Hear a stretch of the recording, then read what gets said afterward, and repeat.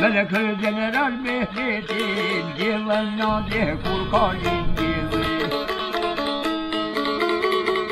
Nasıl şeylam yok bilirdi, nasıl şeylam kolun gelimi.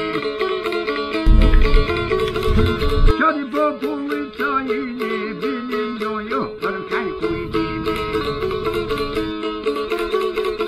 Bilin perşay kuytimi, sad var roşet baldık. Yedi marku burman şöyle çoğuter kamu ve şanlan doğru.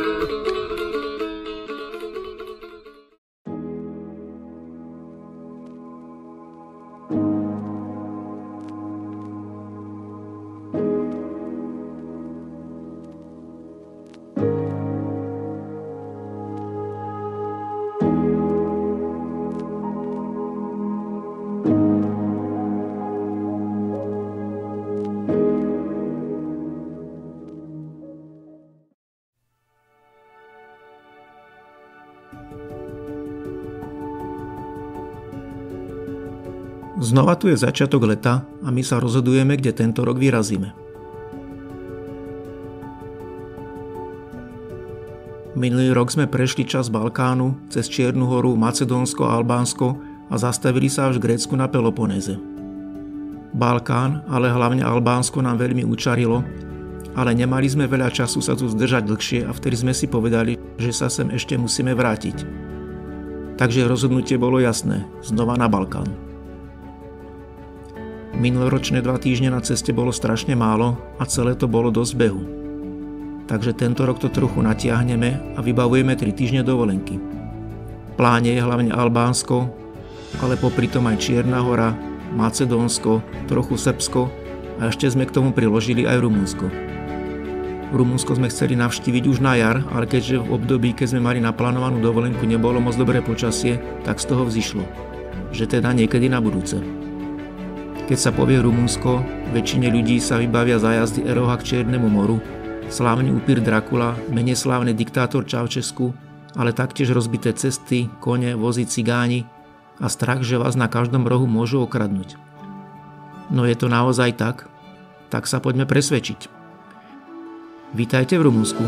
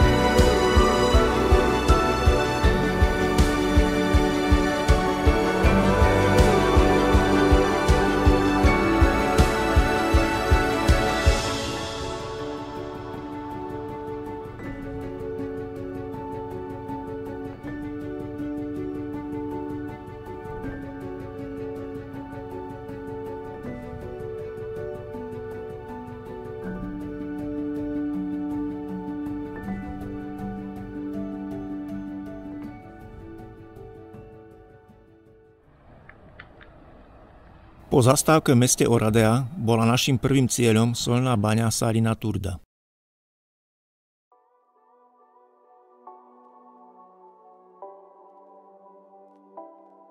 Baňa je zaujímavá tým, že ťažba soli sa tu datuje až do antiky.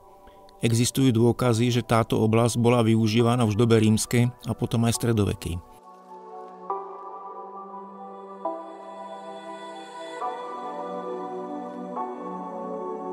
Najzaujímavejšia časť je baňa Rudolf, ktorá je v hĺbke 120 metrov pod zemou. Schádzame do nej po 172 schodoch a zídeme 13 poschodí. Priestor to je impozantný. Je 42 metrov vysoký a 80 metrov dlhý. Rumúni to zobrali tak trochu lunaparkovo a postavili tu ruské koleso vysoké 20 metrov. Okrem toho tu je minigolf, stánky so suvenírmi, dá sa tu člnkovať a dokonca tu je koncertná sála.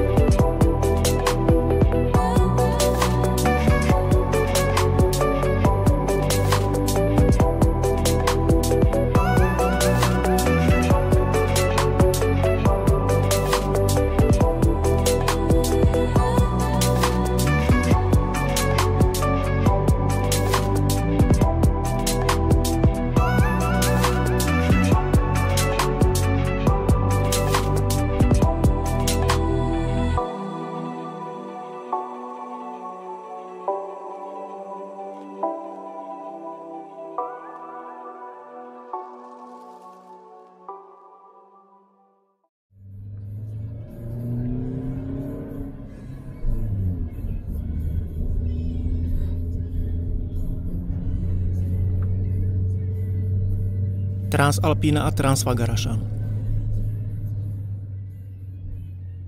Kto by nepoznal tieto dve ikonické cesty v Rumunsku? Každý, kto niekedy cestoval po Rumunsku, tak si určite aspoň jednu z týchto ciest prešiel.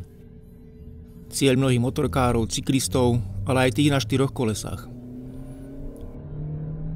Jedna z nich, Transfagarašan, sa stala populárnou hlavne po návšteve týmu Top Gear, kde hlavný predstaviteľ Jeremy Clarkson prehlásil, že je to najkrajšia cesta na svete. Nie je sa preto čo čudovať, že v letných mesiacoch sa môže stať, že si cestu prejdete posúvajúca v zápche. Transfagarašan bol postavený v rokoch 1970 až 1974 za vlády Nikolaja Čaučeska, ktorý po vpáde sovietských vojsk do Československa mal obavu, aby sa niečo podobné nestalo aj v Rumunsku, a preto potreboval cestu, ktorá by urýchlila presun vojsk cez pohorie Fagaraš. Dielo to bolo veľkolepé. Cesta bola postavená prevažne vojenskými silami a za pomoci 6 miliónov kilogramov výbušnín prechádza cez 27 viaduktov a mostov až do výšky 2042 metrov, kde je ešte vybudovaný 800 metrov dlhý tunel. Daň za to bolo 40 oficiálne priznaných mŕtvych vojakov, ktorí zomreli pri stavbe cesty.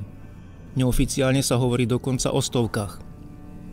Zaujímavosťou je, že je tu pochovaný aj buldozer, ktorý počas prác zasiahla skalná lavína.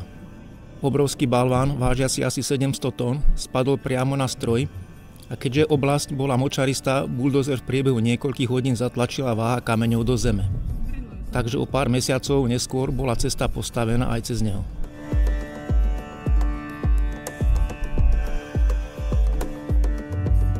Prejsť si jednu z týchto ciest pri návšteve Rumunska je takou povinnou jazdou každého cestovateľa.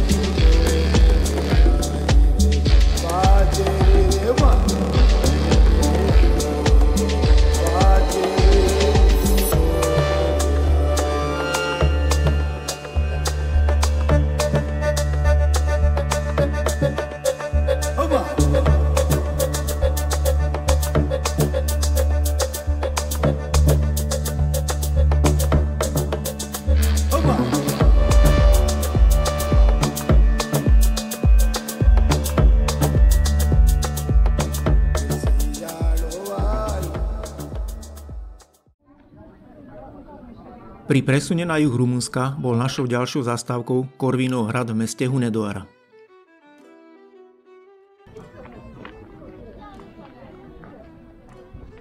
História hradu sa datuje do 14. storočia, kedy ho dal postaviť známy maďarský šľachtic Jan Huňady, ktorý sa preslávil hlavne bojmi s Turkami. Na hrade bol istý čas väznený Vlad III. Cepeš, známejší pod menom Vlad III. Drakula. Preto sa niekde hovorí, že tento hrad bol inšpiráciou pre známy hororový román Brama Stokera Drakula. V skutočnosti Stoker o hrade ani nevedel a predpokladá sa, že sa inšpiroval hradom Bran v Sedmohradsku. Ale aj tak vďaka svojej architektúre sa stal hrad populárnym miestom pre filmárov. Točilo sa tu niekoľko známych filmov, ako napríklad aj film Dračie srdce 4 z roku 2017. Dragons have done nothing but take from me. Father was heir to the throne. You are next in.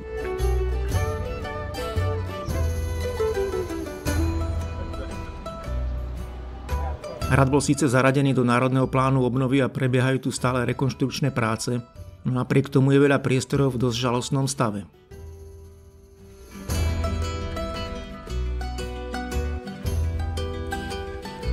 Ale v každom prípade hra stojí za návštevu a oplatí sa tu zastaviť.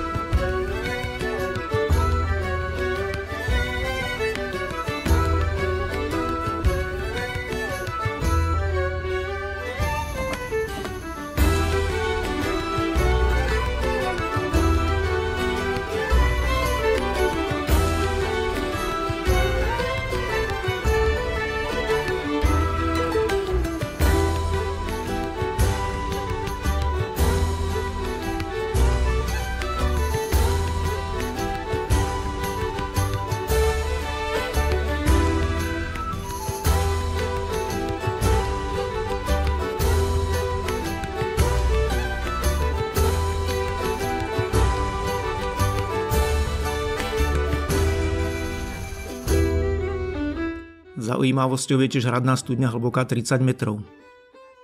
Podľa legendy túto studňu vykopali traje tureckí zajaci, ktorým bola sľúbená sloboda, ak sa dostanú k vode.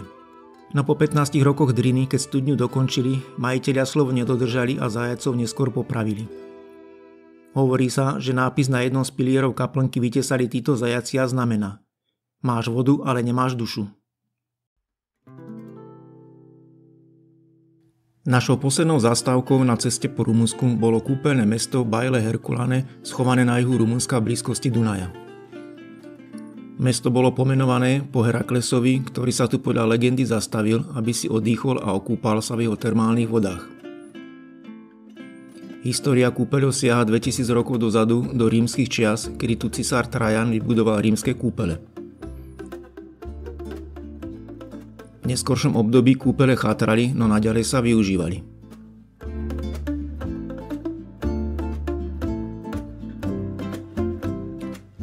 No najväčší rozmach dosiahli v 18. a 19. storočí za čias Rakúsko-Uhorska. Vtedy sa stali najznámejšími termálnymi kúpeľmi v Európe a navštevovali ich všetky významné osobnosti vtedajšej doby, ako napríklad rakúsky cisár František I, cisárov na Sisi, francúzsky kráľ Ľudovít XVIII.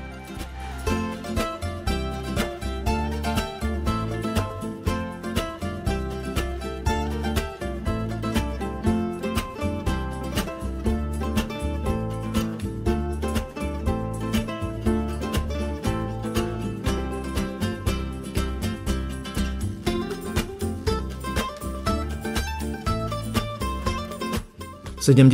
rokoch zaznamenalo mesto ďalší rast, kedy sa tu vybudovali veľké hotely a kúpeľné centrá, ktoré priťahovali domácich aj zahraničných turistov, čím si získali veľkú popularitu. No všetko toto skončilo pádom komunizmu v 80. a 90. rokoch. Záujem o kúpeľe opadal, mesto začalo chátrať a väčšina z jeho kedysi očarujúcich historických budov zostala v ruinách. Najkrajšia z nich, Baile Neptún, je dokonca na zozname 7 najohrozenejších budov v Európe.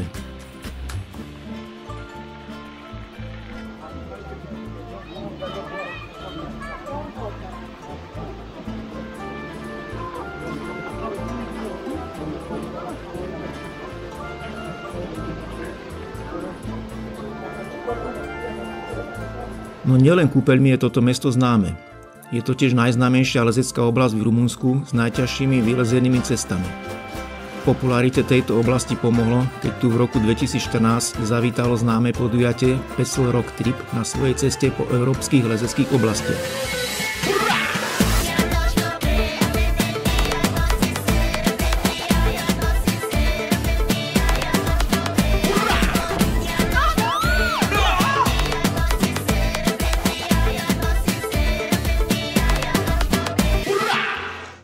V roku 2018 sem zavítal Adam Ondra a vyliezol v tej dobe najťažšiu cestu na celom Balkáne, cestu Stone Butterfly za 9A+.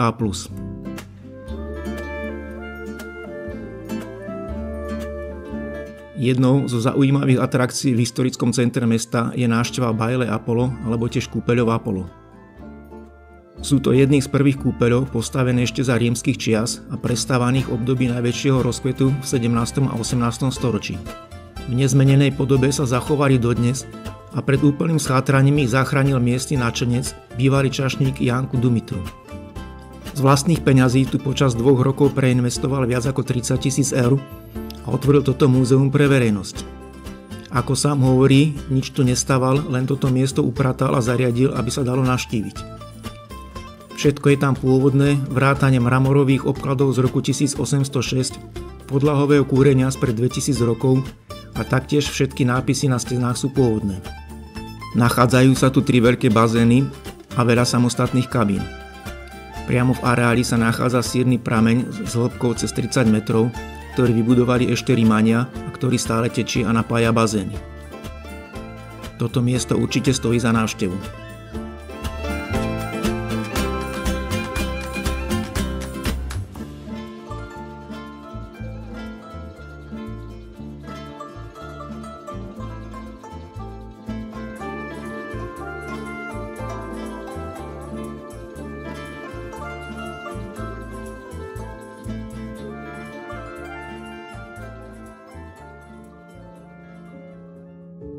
Je škoda, že miesto s takou históriou a množstvom nádherných historických budov chátra.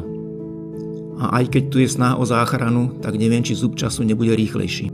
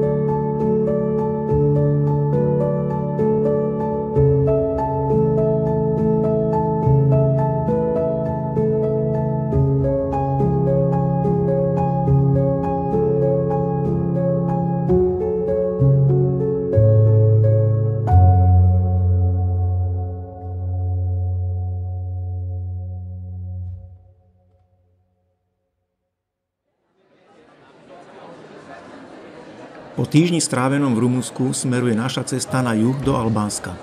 V rýchlosti prechádzame cez Srbsko, kde sa nezastavujeme a zastavujeme sa až v Macedónsku, v jeho hlavnom meste Skopji.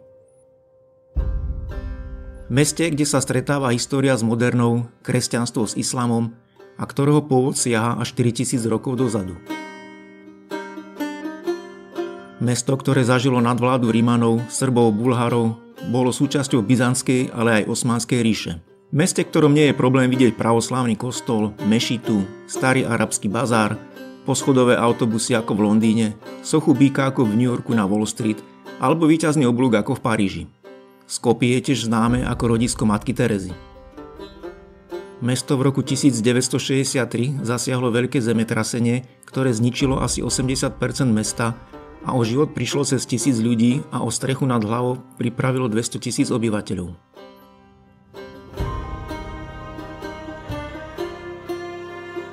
Dnes je mesto jedna veľká galéria plná rôznych sôch, krásnych budov, pre niekoho až gíčových. Tieto stavby boli vybudované hlavne v rámci projektu s názvom Skopje 2014, ktoré vyhlásila vláda Macedónska. V rámci tohto projektu boli vybudované také stavby ako víťazný oblúk, divadlo, múzeum, mosty a množstvo sôch v centre mesta. Ako napríklad aj 14 metrov vysoká socha bojovníka na koni venovaná Alexandrovi Veľkému.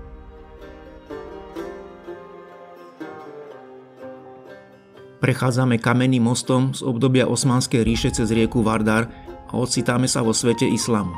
Nachádza sa tu starý bazár, ktorý nepretržite funguje od 12. storočia a nezničili ho ani dve svetové vojny a ničivé zemetrasenia.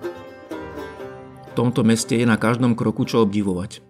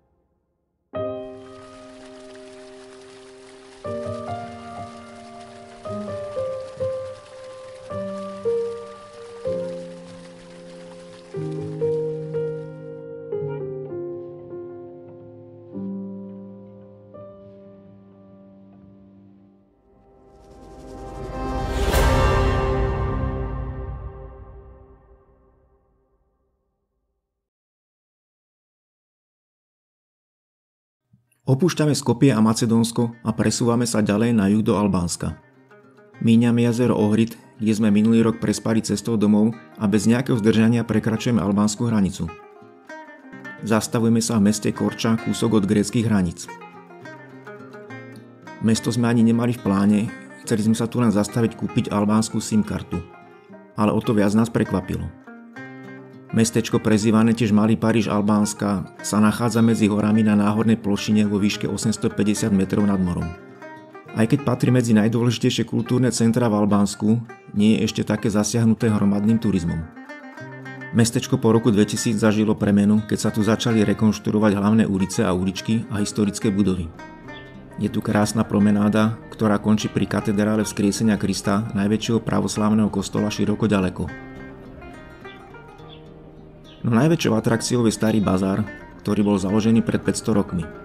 V súčasnosti je krásne zrekonštruovaný a prejsť sa jeho kamenných uličkách je naozaj zážitok.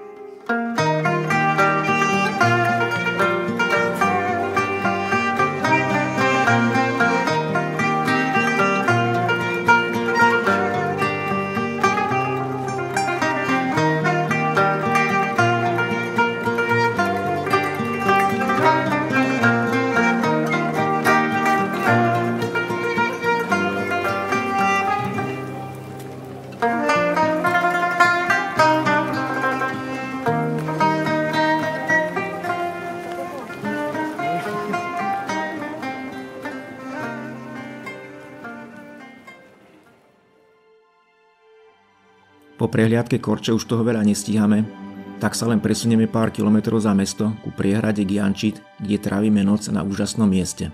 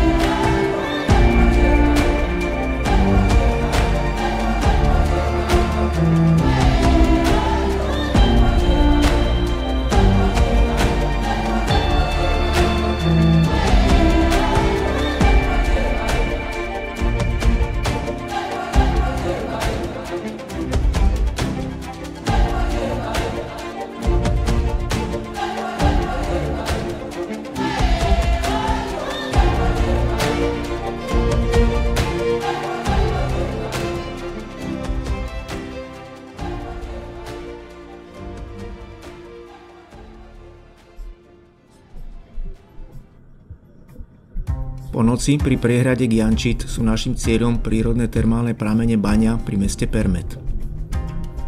No skôr ako sa tam dostaneme, čaká nás jedna z najkrajších horských ciest v Albánsku, cesta označovaná SH75 vedúca z Korče až do Tepelene.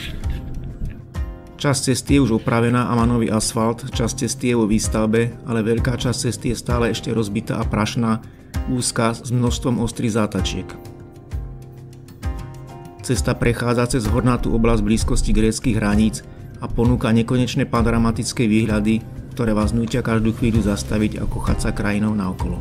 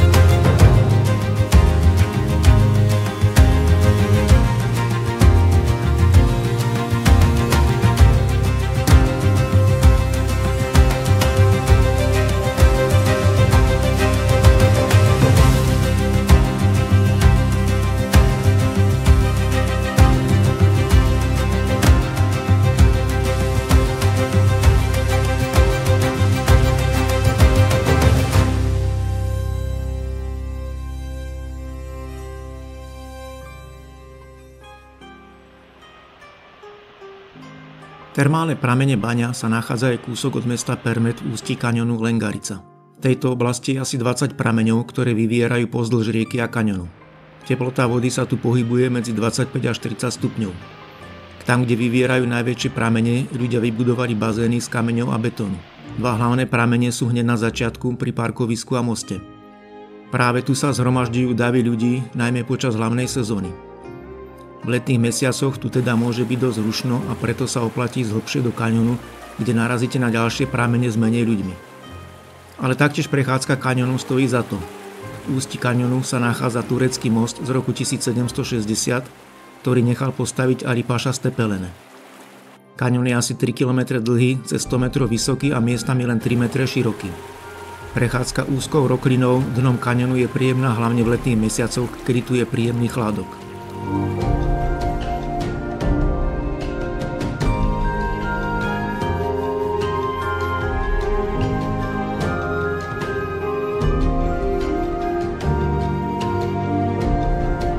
Termálne pramene Banja patria k najkrásnejším miestam v Albánsku.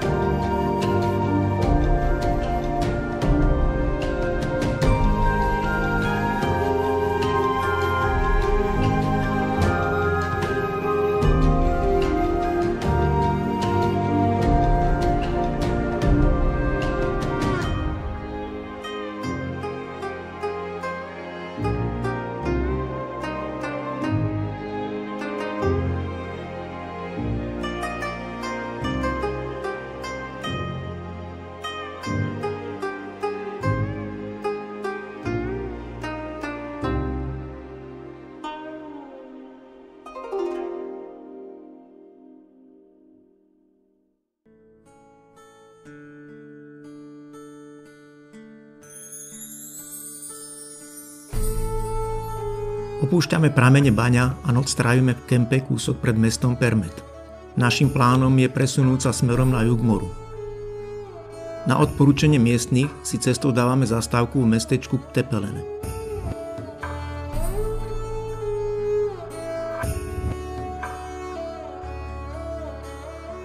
Toto horské mestečko preslavil miestny rodák Ali Paša z Tepelene, ktorý vládol v 18. a 19. storočí veľkej časti Albánska vtedajšej Osmanskej ríše. Pozostatkom jeho éry je množstvo stavieb a mostov, ako napríklad aj most v ústi kaňona Lengarica. V meste sa nachádza starý hrad, ktorý bol kedysi rezidenciou Ali Pašu, a tiež most cez rieku Vjosa, ktorý dal Ali Paša postaviť. Na námestí má panovník aj svoju sochu. Prejdeme 30 km údolím rieky Drin a zastavujeme sa v meste Gjirokastra, prezývané aj Kamenné mesto. Mesto je od roku 2005 zapísané v zozname svetového dedičstva UNESCO.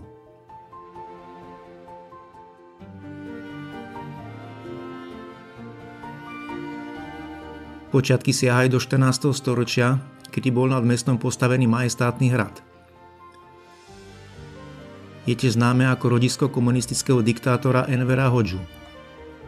Ale krása mesta spočíva v jeho historickom centre so starým bazárom s úzkymi uličkami a strechami pokrytými šedými bridlicami. Hlavnou črtou mesta je používanie kameňa pri stavbe domov, ktoré pripomínajú malé hrady s drevenými balkónmi a kamennými strechami. Je tu plno obchodíkov, kaviární, reštaurácií, ale v sezóne aj plno turistov z celého sveta. Nie nadarmo ašpiruje mesto Gjirokastra na titul najkrajšieho mesta v Albánsku.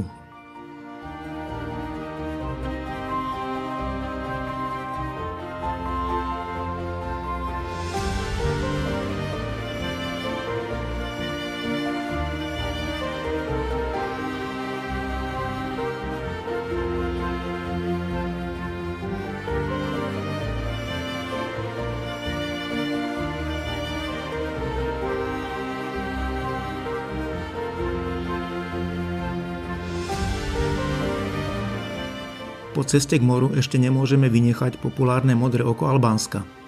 Je to mohutný prameň, kde z hĺbky 50 metrov vyviera kryštáľovo čistá voda, ktorá prameňu dala modrozelenú farbu. Modré oko je najvydatnejší krasový prameň v celom Albánsku, ale bohužiaľ v sezóne tu stretnete davy ľudí. Treba povedať, že to je ale jedno z dvoch modrých ok v Albánsku. Druhé modré oko sa nachádza v oblasti Tet, kde sa zastavíme neskôr. Prvá naša zastávka pri mori bola v kempe Gate Horizon, kde sme sa zastavili už minulý rok. Ale bohužiaľ počasie nám tu neprijalo Tak po 2 dňoch opúšťame kemp a posúvame sa po Albánskej riviére smerom na sever. Cestou sa zastavujeme v zaujímavej vojenskej pevnosti Porto Palermo pri meste Himare.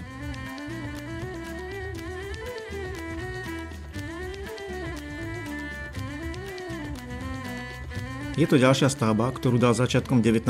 storočia postaviť Ali Paša z Tepelene. Predpokladá sa, že ju postavil na mieste nedokončenej pevnosti, ktorú stavali ešte Benátčania. Pevnosť sa nachádza na poloostrove, ktorý s pevninou spája iba tenký pás zeme.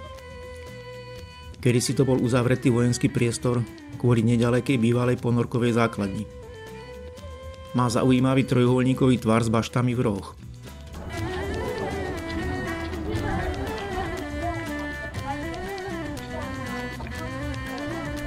Vnútorné priestory slúžili ako ubytovanie posádky vrátane väznice. Múry sú z kamenných blokov a dosahujú hĺbku až 3,5 metra. Schodami sa dostaneme na terasu, odkiaľ je krásny výhľad na zátoku a okolie.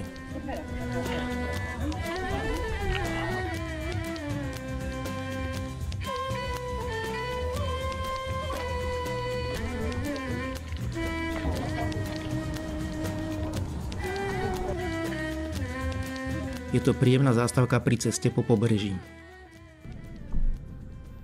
No naším cieľom boli divoké pláže nad mestom Vlore v okolí lagúny Narta.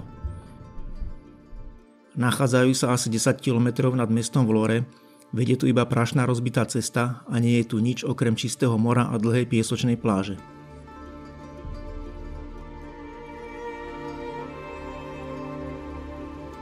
Žiadny obchod, bufet, reštaurácia, skrátka nič, čo by pritiahlo množstvo ľudí.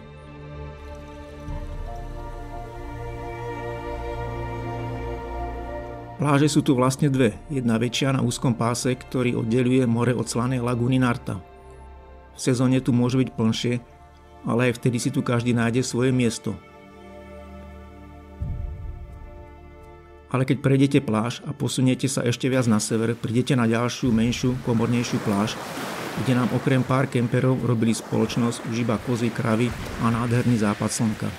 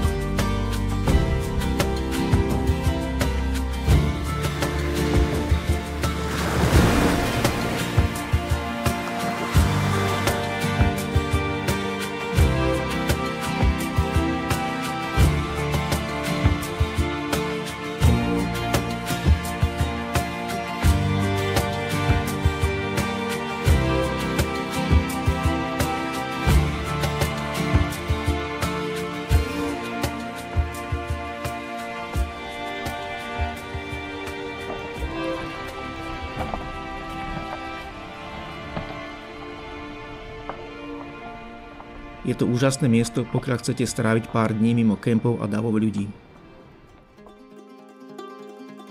Po 4 dňoch opúšťame pláž a smerujeme ďalej na sever. Asi po pol hodine od mesta Vlore schádzame z diaľnice a zastavujeme sa v archeologickom nálezisku niekdajšieho antického mesta Apolónia. Toto mesto bolo založené 600 rokov pred Kristom gréckymi kolonistami z Korfu a Korintu. Aj napriek tomu, že sa nenachádza pri mori, bol to významný riečny prístav. Za Rimanov od roku 229 pred Kristom sa mesto stalo veľkým kultúrnym centrom so slávnou filozofickou školou. Dokonca Julius Cezar odmenil Apolóniu titulom Slobodné mesto a poslal svojho synovca Oktávia, budúceho cisára Augusta, aby tu dokončil svoje štúdia. V období Rimanov mesto dosiahlo najväčší rozmach, keď tu podľa odhadov žilo 60 000 obyvateľov, ktorých chránila 5 km dlhá kamenná hradba. Mesto zaniká v 3. storočí nášho letopočtu, kedy sa po zemetrasení odkloní tok rieky Vjosa a z bývalého koryta sa stáva malarický močiar. Bez napojenia na obchodné cesty mesto stráca na význame, začína upadať a postupne sa vyľudňuje. V roku 2006 bola Apolónia vyhlásená archeologickým parkom a priebežne sa tu stále vykonávajú archeologické práce. Odhaduje sa, že doteraz bola odokrytá iba 1/10 z pôvodného mesta. Albánska vláda sa usiluje o zápis Apolónie do zoznamu svetového dedičstva UNESCO.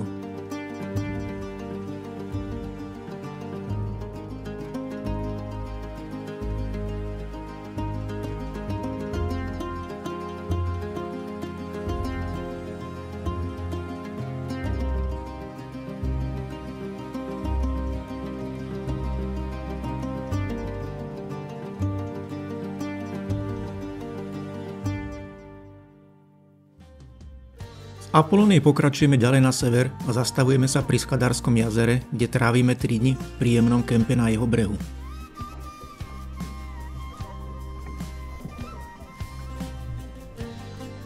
Skadarské jazero je krasového pôvodu a so svojimi 400 štvorcovými kilometrami plochy je to najväčšie jazero na Balkáne. Zároveň je jednou z najväčších vtáčich rezervácií v Európe. Cez jazero prechádza hranica s Čiernou horou. Voda tu je príjemne teplá a tým, že je krasového pôvodu, aj veľmi čistá. Kemping Lej Skorda len dokresľuje pohodu tohto miesta. Je tu čisto, dostatok sociálnych zariadení, veľa priestoru a vynikajúca reštaurácia. Toto miesto môžem len odporučiť.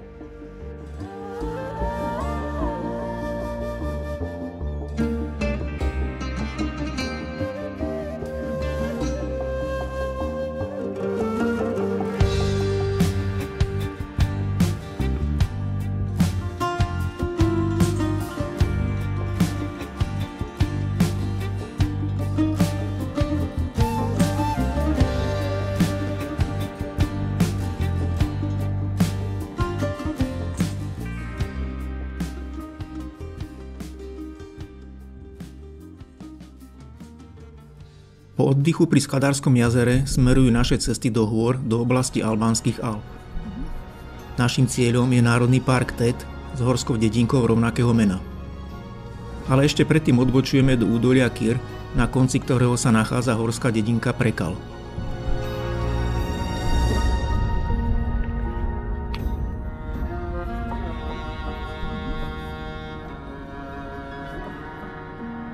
Cestovne môžeme vynechať zastávku pri moste Mesi z osmanskej éry pochádzajúci z 18. storočia.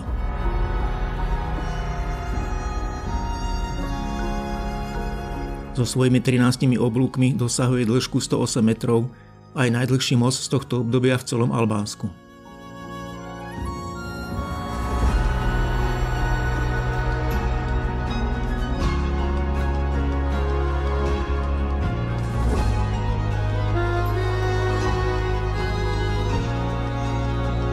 Pokračujeme do údolia Kir až po dedinku Prekal.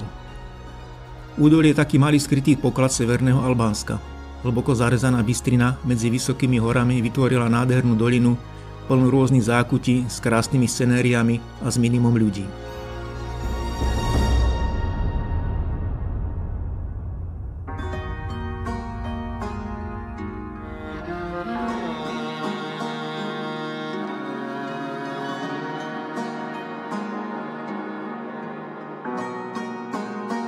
Údolím Kir sa vraciame tou istou cestou, presúvame sa do údolia smerujúceho do Tetu.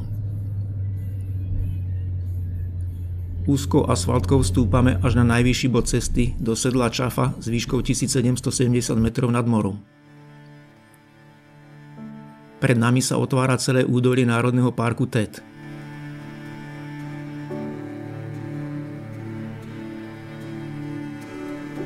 Ešte pár rokov dozadu dole do údolia viedla iba prašná rozbitá cesta, schodná iba pre autá s pohonom 4x4. Teraz je tu krásna nová asfaltka, akú by sme mohli závidieť u nás na cestách prvej triedy. Ale aj tak, počas zimných mesiacov je cesta nepriazná a údolie je odrezané od zvyšku sveta. Dedina Tet je krásna horská dedina v údolí obklopenom horami dosahujúcimi výšku cez 2000 metrov. Nachádza sa tu aj najvyššia hora Albánska s výškou 2694 metrov. Fascinujúca je 800 metrov vysoká južná stena hory Maja e Arapit. Stena padá kolmo do údolia a sú v nej zatiaľ vylezené 3 cesty, kde najľahšia je za 7 plus 8 minus, najťažšia za 8. Noc trávime v kempe na úžasnom mieste s výhľadom na celé údolie a zapadajúce slnko na okolitých horách.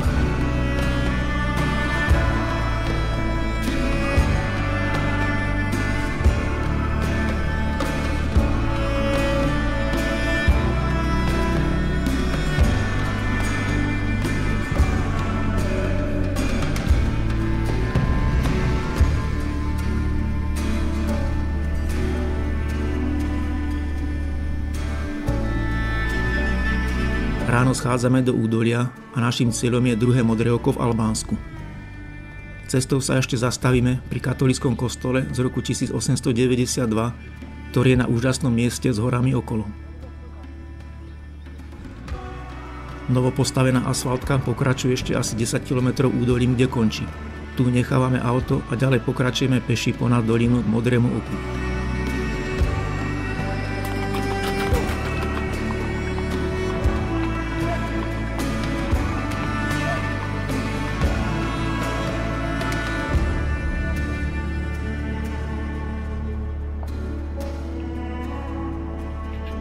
Je to jazierko azúrovej farby hlboké 3-4 metre, do ktorého ústí malý vodopád.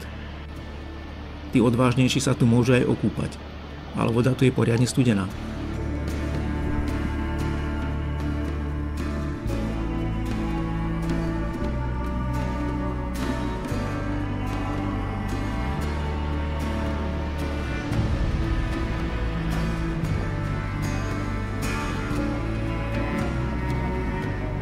Táto oblasť nám tak učarila, že sme si povedali, že sa sem ešte musíme vrátiť. Návštevou Modrého oka a údolia Tet končíme cestu po Albánsku.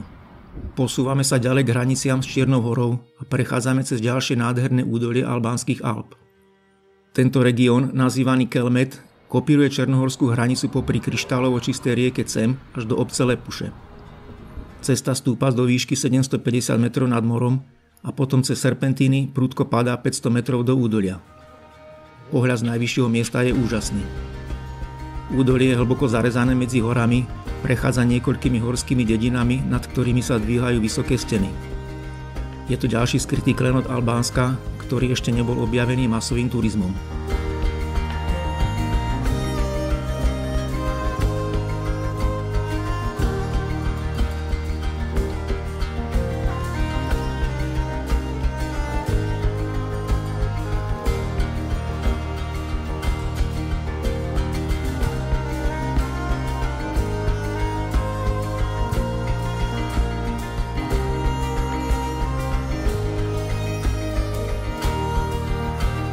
Poslednú noc v Albánsku trávime uprostred údolia obklopený vysokými horami.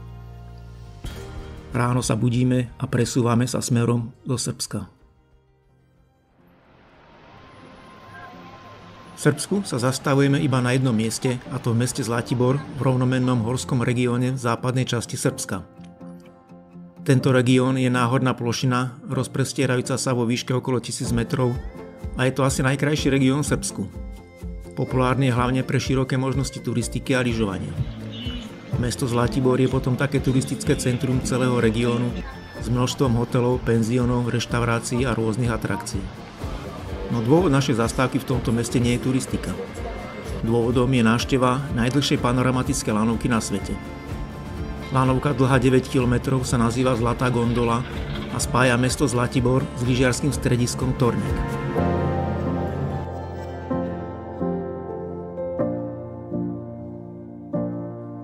Cesta lanovkou trvá 25 minút, prevezie vás ponad nádhernú krajinu okolo mesta Zlatibor, ponad jazero Rybnica a konečnú má na vrchole hory Torník vo výške 1496 metrov nad morom.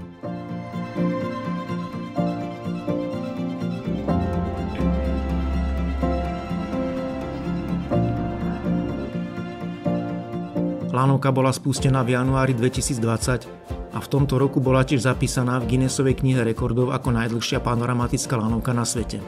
Či to ale ešte stále platí, sa mi nepodarilo zistiť.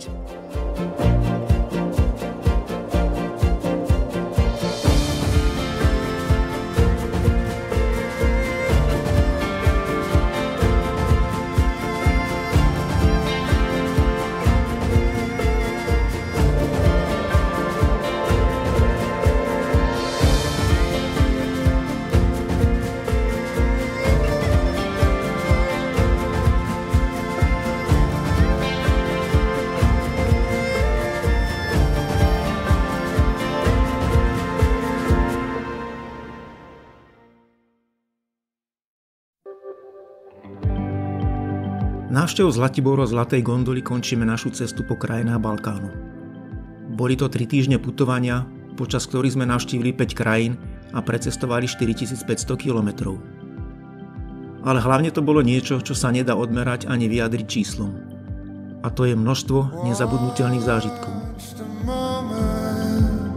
Come alive in your hands and watch it slip away once again. Here in the half-light you see yourself too clear till the night comes on and finally you disappear. You're gonna need a lot of hope get you through this night. Someone that you know, someone that will treat you right.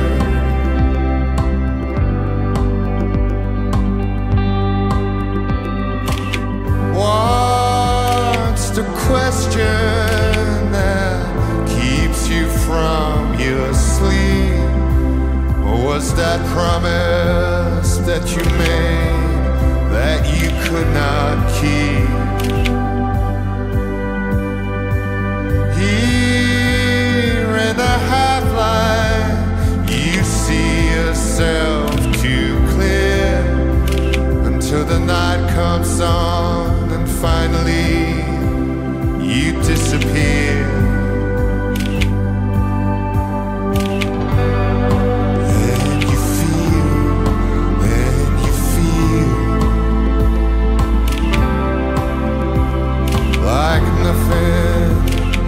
Holding you back. Then you feel like nothing is holding you back. Soft and white as snow.